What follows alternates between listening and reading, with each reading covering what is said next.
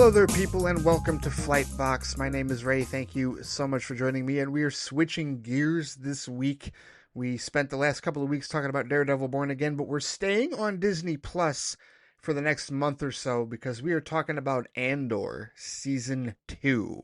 I did watch all 3 episodes yesterday, the day that I was originally supposed to post this on Wednesdays, but got a little bit delayed, scheduled, through some things out of whack yesterday. So I'm recording the review now, and I've got some thoughts for sure with respect to the first 3 episodes of Andor Season 2, and that's going to be a challenge. I'm just going to tell you that right now. The idea of watching the equivalent of, 4 2-hour and 20-minute long movies, if I'm being generous with respect to credits and whatnot at the end, every Wednesday for the foreseeable future. Yeah, that's going to be something. And it is interesting the way that they've structured the show, because it's clear that these tri-episode blocks each week are going to be like an arc, essentially. And that follows the structure of the show. Season 1 absolutely had those little mini arcs as well within what was going on. And, with an ensemble show like Andor, you have to expect that. Like, when you're juggling so many characters and you're juggling so many storylines, you're going to break things up in that regard. And I think that's part of why people are forgiving of the structure of this show compared to the complaints that I've heard about other shows, not just in with Lucasfilm, but also with the Marvel Cinematic Universe as well. Like they're really movies that are broken up into to shorter pieces, but they don't form actual separate episodes. Yeah, well, I don't hear a whole lot of complaints. I'm sure somebody out there feels that way about Andor, but I think the general structure of the show doesn't feel that way. So this is an interesting strategy. We know we've got 12 episodes to go before we get to Rogue One, which is where this show is leading to. We knew it was always going to be 2 seasons. We knew that it was going to only be 2 seasons and lead right up to the beginning of Rogue One. So, yeah, it's an interesting strategy. But like I said, that's like 220, 230, like almost 2.5 hours, like every Wednesday of good stuff, nonetheless, but still a little challenging during the week. But anyway, before getting further into it for this week, I want to remind everybody that this show and my other shows can be found at theflightcast.com or wherever you get your podcast, whether it is Apple Podcast, whether it is the Flightcast YouTube page, or Spotify or Pandora. The Flightcast can be found all of those places or wherever you get your podcasts. There's the main show that drops on Mondays. This show normally drops on Wednesdays, and I will endeavor to make certain that happens going forward after today. And then there's the Friday Flight feedback show with all the listener feedback. Remember, the deadline for this week, the deadline for every week, is noon Eastern Daylight Time. That is the deadline for your emails and comments that you want to be part of the feedback circle for Friday Flight indeed. You can find all that at theflightcast.com or, like I said, wherever you get your podcast. And also want to take a moment to thank all of the supporters of patreon.com/theflightcast. Hope that you have been enjoying all of the bonus content. All the episodes of Flight Review that I've been doing lately for Patreon have been reviewing movies that you more than likely have seen, but that I have not yet seen. And there's a massive undertaking that I'm about to embark on with respect to Patreon exclusive episodes of Flight Review. I am an avid collector of Blu-ray steelbooks and Blu-ray collector's editions as well, and there is a particular series, an animated series, if you will, of films that I have been collecting over the past year, and at this point in time, I believe I have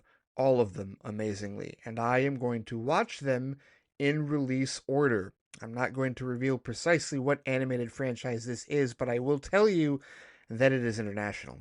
These are not animated films that originated in the United States of America, but they do have American dub tracks with some pretty well-known and established actors and voice actors lending their talents to the English dubs for these films. And so I will be starting that undertaking pretty soon here, and that's just going to be a running thing in the midst of me watching other things to check off my list and reviewing them on Patreon so far. Let's see, what have we had? Hellraiser, Uncle Buck, Soul, the Pixar movie Soul, and Dunkirk so far. So yeah, we've gone through a couple of different genres, and we'll continue to mull through some genres and get some reviews out there with respect to stuff that is in my collection that I haven't even watched, stuff that's in my library, I should say, that I haven't even watched, because I really don't have a collection. I really have a library. One of these days I'll have to take a picture and show it to all of you guys. But either way, all of that and more coming up at patreon.com/theflightcast. If you are a flight officer, thank you so much for your support. Hope that you are enjoying all of the bonus content. All right, let's get into it. The first three episodes of Andor Season 2. 1 year later, Sagrona Tima, and Harvest, all directed by Ariel Clayman, who directed the first six episodes of this particular show. And, as I was mentioning before, these three episode blocks, these are clearly going to be different arcs. And so Ariel Clayman definitely looks like they've directed two separate arcs here, this week's and next week's.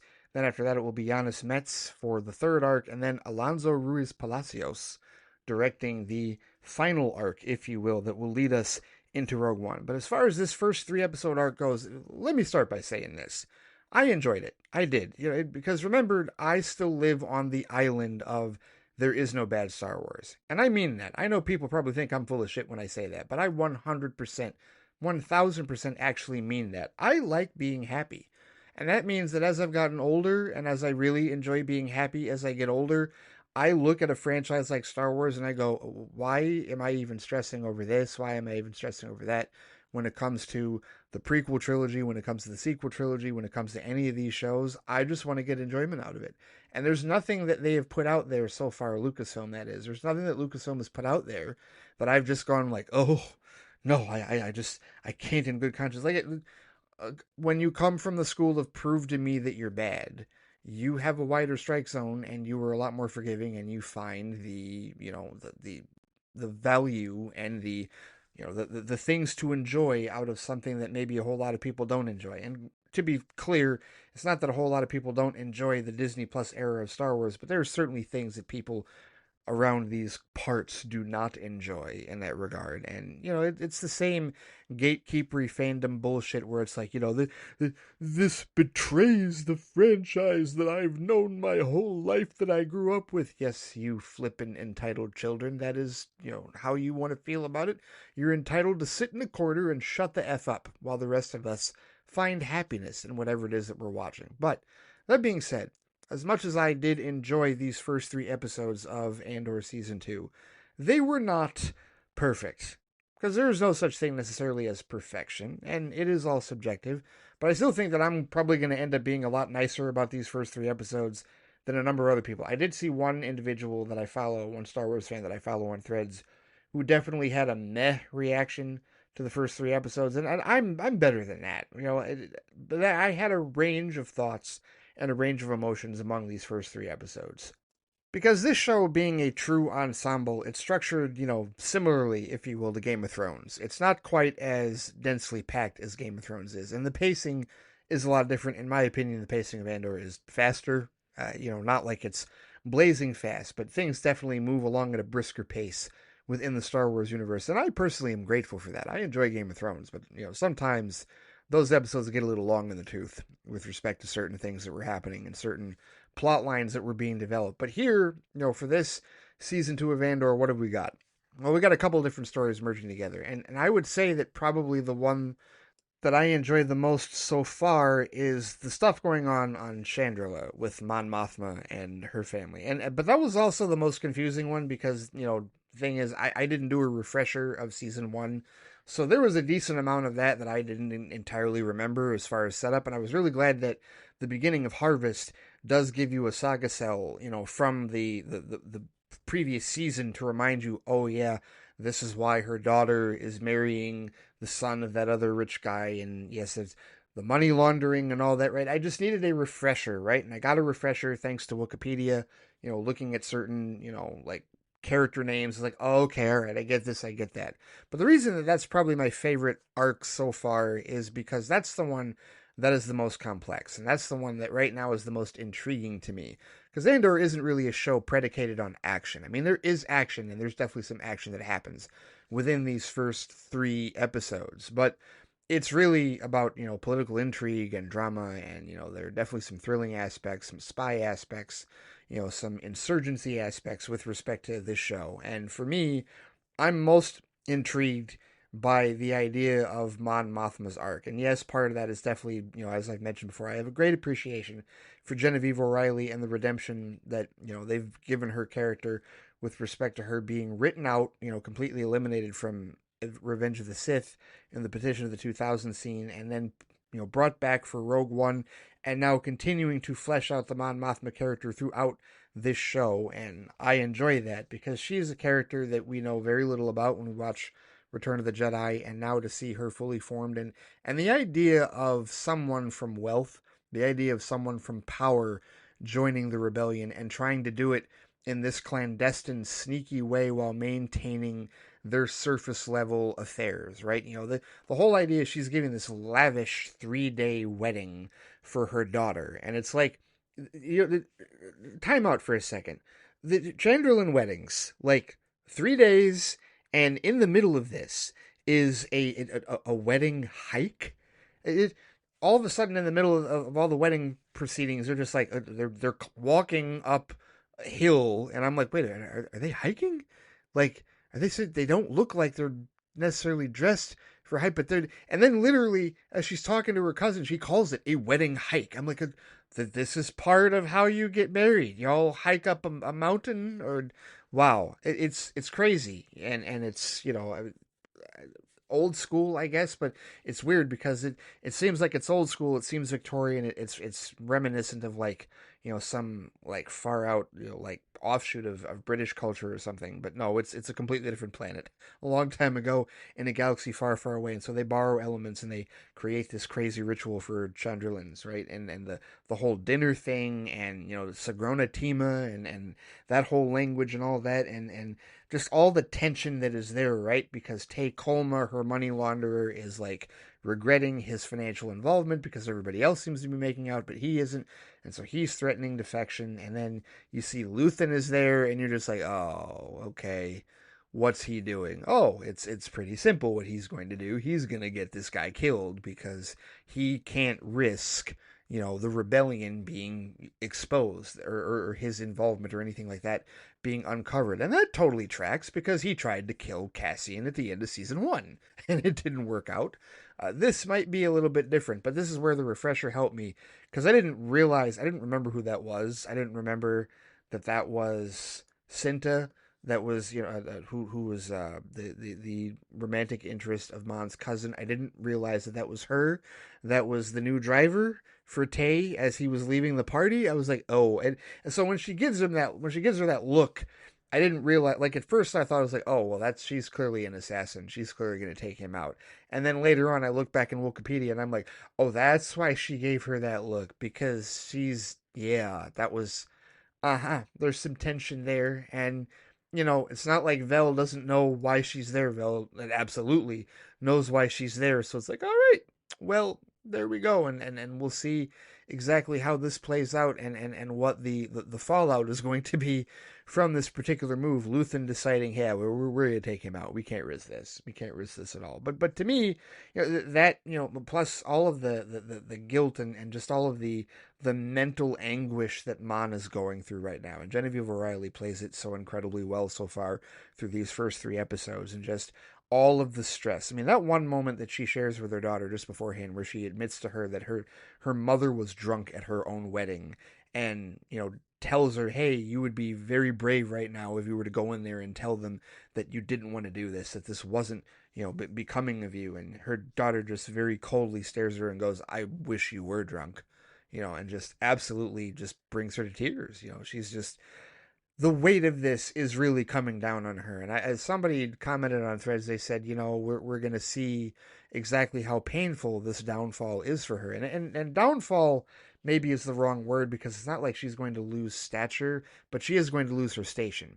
And she's going to become the leader of the rebellion, like, publicly, which means that all that she's got right now in Chandrila, and her family, her friends, her wealth, it's all going to go bye-bye, and it's all going to be ripped from her, if you will, and she's going to have to run, essentially, and become part of the leader of this rebellion that is, trying to defeat the Empire while also staying alive in the process, which right now, we're seeing the embers of that. We're seeing the bits and pieces of it now being formed in these first 2 seasons of Andor, right? And we see it fully formed, obviously, in the original trilogy.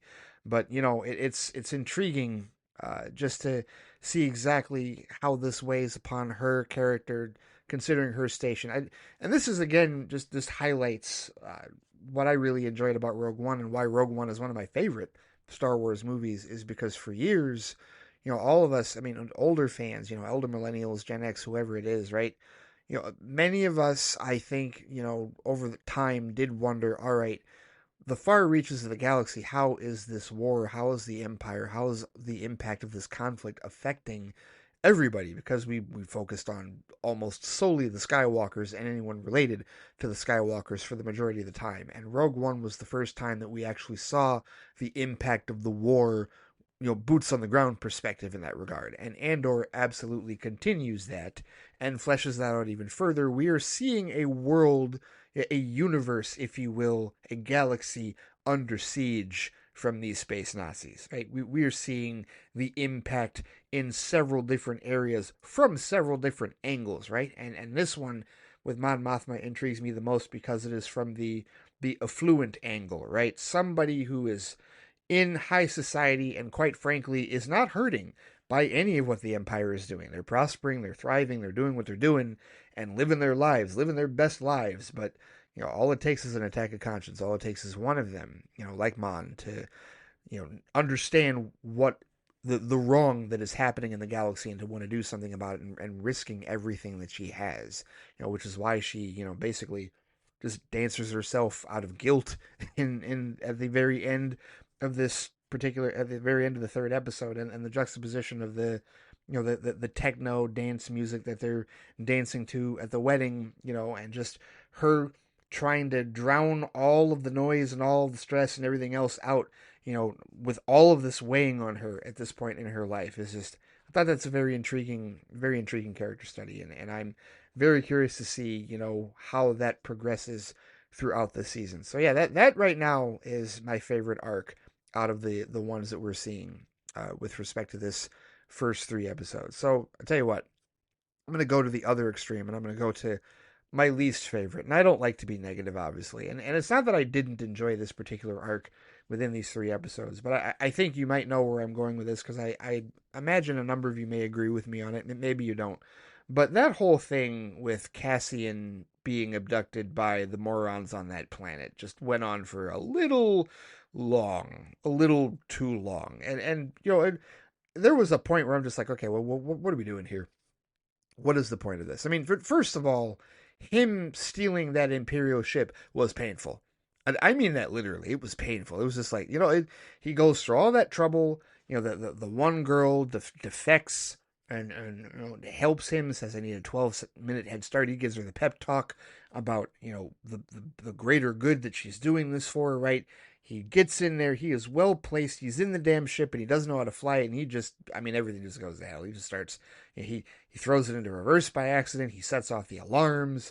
They come shooting. I'm like, wow, this just turned incredibly loud and extremely clunky. And this looks terrible. And don't get me wrong, I understand the point of it. The idea is that he doesn't know how to pilot this thing, and he is rough around the edges, and he is just trying to make it work. I understand that. I get it. But damn if it wasn't painful to watch. Just like, come on, dude. Like, you can't do a little better? All right, I get it. It's the point. You can't do a little better. All right, whatever. But, it just, that and then leading into the whole, like, he was supposed to meet up with his contact on the planet, which the morons down there took out, and they're fighting amongst themselves, and it just turns into, it's, you can tell from the moment they start shouting at him about how many guns are trained on him, is like, okay, these are not rocket scientists that he's dealing with.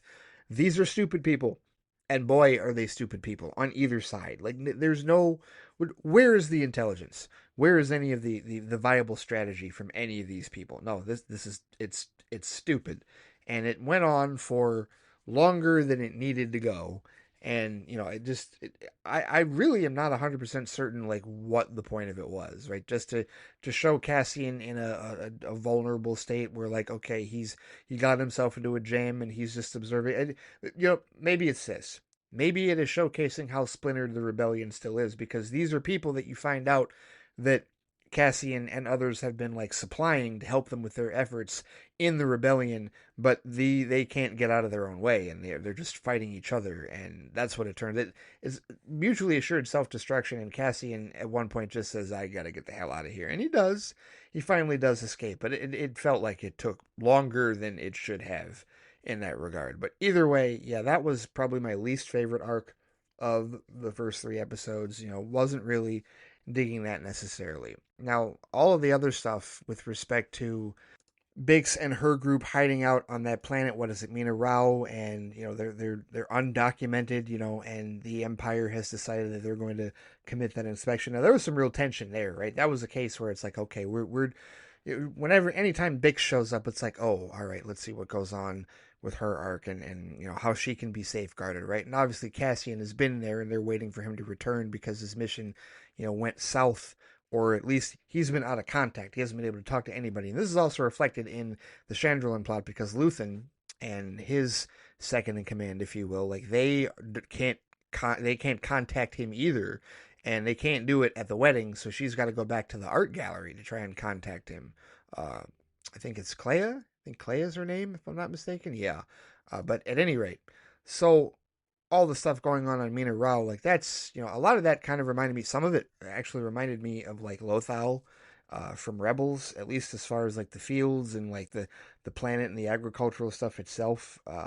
If I'm remembering Rebels correctly, maybe I'm not. I'm sure Anthony or somebody will correct me if I'm not. But either way, uh, that there was some actual intrigue and some actual like stress in that one. And that's a case where like, oh, this is where you see the absolute power corrupting absolutely. And this gets into a slight bit of controversy, although not really. This isn't really controversial because it's the dumbass nerd MAGA YouTubers that are saying whatever about this.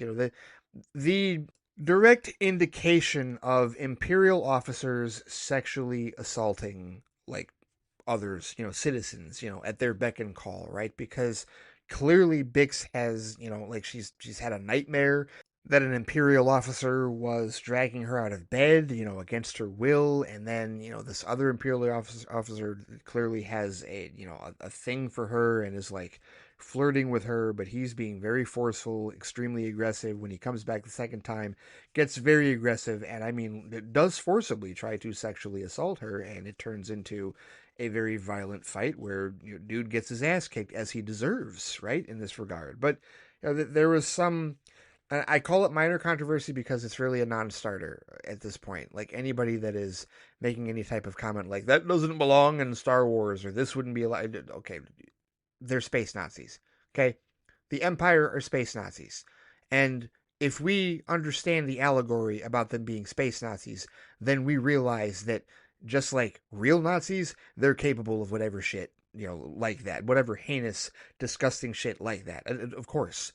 Why would they not be? They're horrible people. They are not good people. Of course they're going to do dark, power trippy shit like that.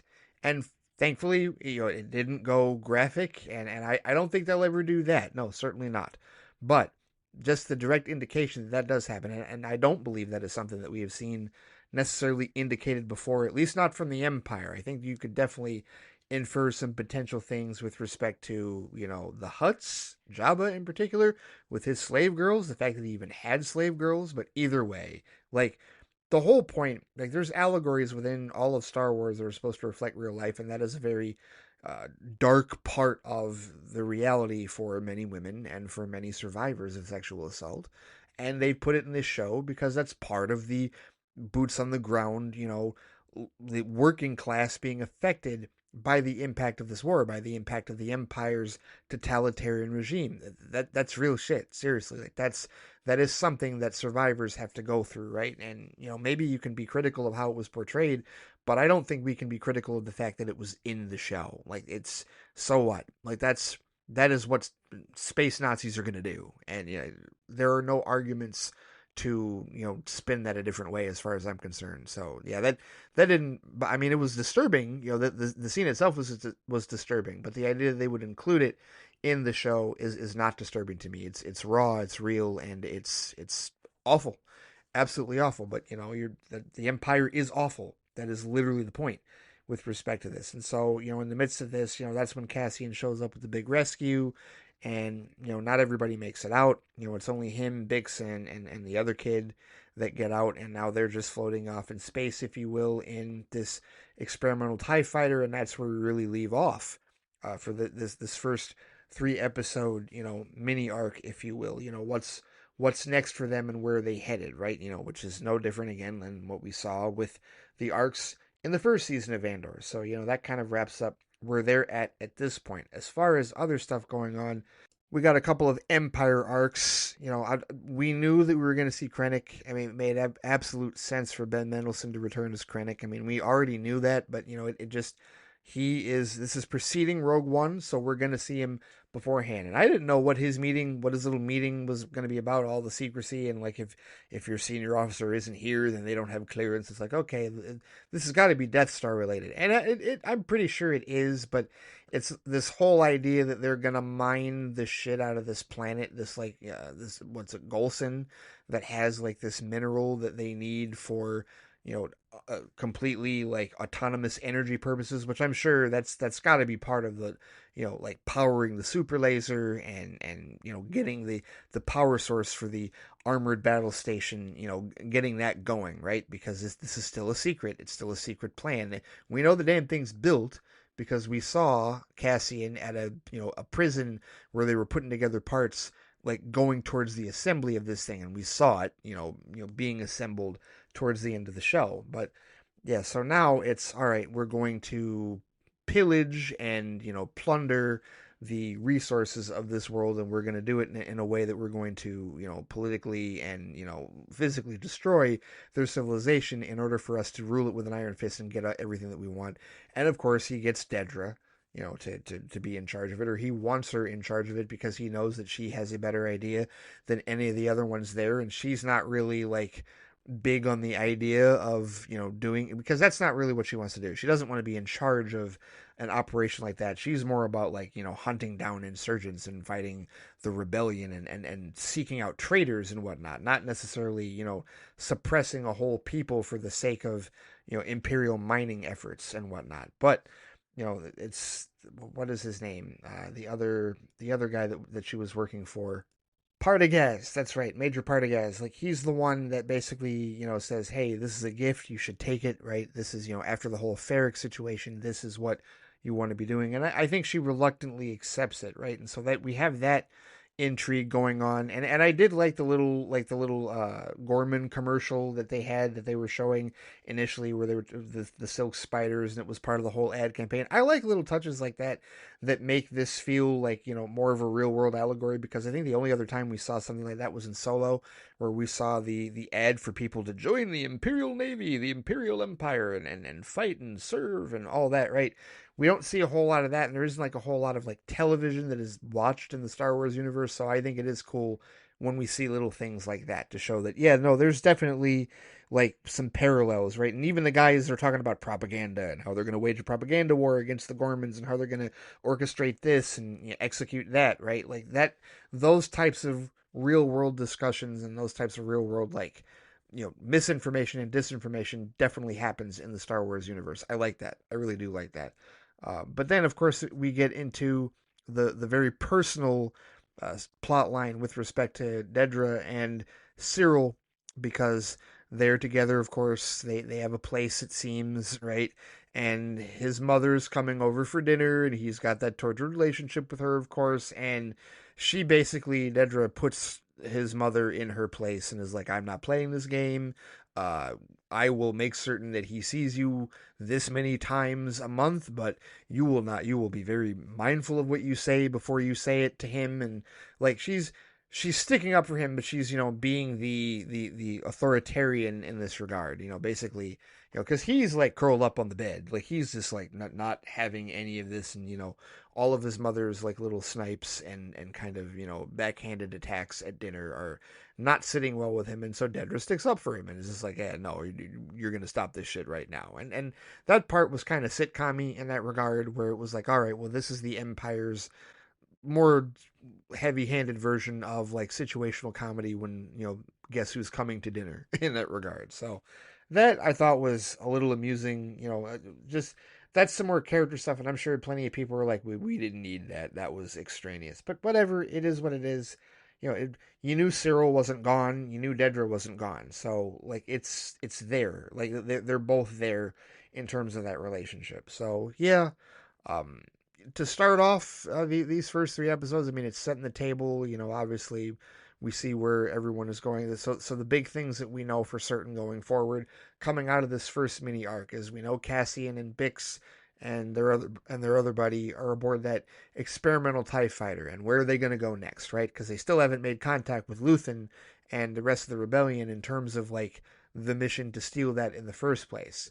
Luthen has also ordered the execution of Tay so that he won't rat Mon's operation out in terms of her funding the rebellion, right? And then in the midst of this, the Empire, Krennic is plotting with other, in secret, with other Imperial officers to raid the planet of Gorman of its resources to search for an unexhaustible resource, an autonomous energy source, more than likely for the Death Star. So we've got all that going. We've got a decent amount of intrigue with respect to characters and with respect to the politics at hand.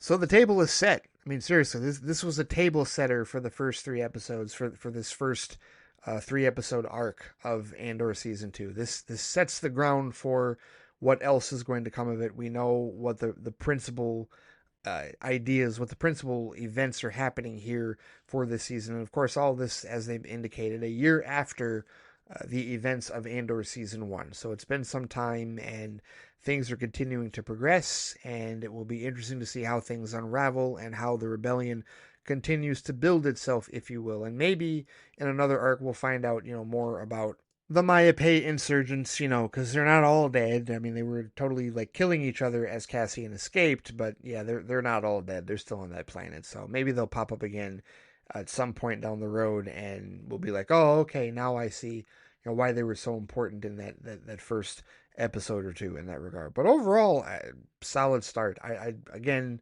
even with the parts that I didn't necessarily care for, I mean, there's no bad Star Wars. In my world, there is no bad Star Wars, and we can agree to disagree on that. But, I enjoyed the first 3 episodes. I look forward to next week's 3-episode arc as we continue forward with this second and final season of Andor, the prelude, the predecessor to Rogue One. And that is going to do it for my thoughts on Andor Season 2, the first 3 episodes here on Flightbox for this week. Thank you so much for joining me for this show. Thank you so much for supporting the Flightcast. If you listen to this episode in time and you have thoughts that you want to share, I also indicated this on social media, that if you have thoughts that you want to share about these first 3 episodes of Andor so that we can have a spoiler-filled conversation on Friday Flight, you know where to find me on Threads at The Flightcast, and also on Instagram at The Flightcast. There's also Blue Sky at just Flightcast. There's the Flightcast Facebook page. There's the post underneath this particular YouTube posting for this episode that you can comment on. And of course, I can be reached by email at ray@theflightcast.com. All right, take care, stay safe out there, and I will see you all next week for the second 3-episode arc of Andor Season 2. All right, take it easy.